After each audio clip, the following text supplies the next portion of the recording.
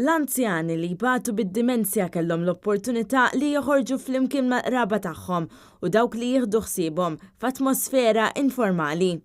L-anzjani jiltaqgħu l-Arka ta' Noè fejn kellhom anke l-opportunità li jaraw l-annimali. Dawn il-ħarġiet qed isiru bħala parti mill-inizjattiva Memory Cafe. Memory Cafe hija inizjattiva li ilha li ġiet introdotta madwar l-Ewropa fejn anzjani li jbatu mid-dimensja ikollhom l-opportunità li jiltaqgħu ma' nies oħrajn bħalhom. Bħalissa f'Malta u stmat li hawn madwar 6,000 persuna li tbati mid-dimensja fil-waqt li hu mistenni li dan l-ammont jikber sas-sena 2050. Net News tkellem ma' Alex Gobi fejn saħaq l-importanza ta' dawn il-Memory Cafes. Waħda mill-problemi li jintaqgħu minnhom magħha nies bid-dimensja hija l-problema ta' isolation, ta' li jispiċċaw drabi weħedhom u jingħalqu ħafna drabi d-dar.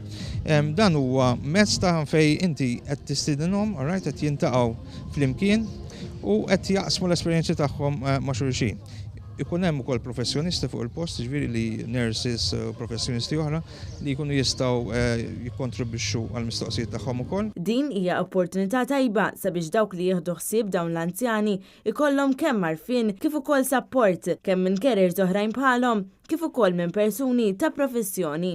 Din l-attività saret ukoll ftit jiem il-bogħod mill-ġimgħa iddedikata għall kundizzjoni tad-dimensja.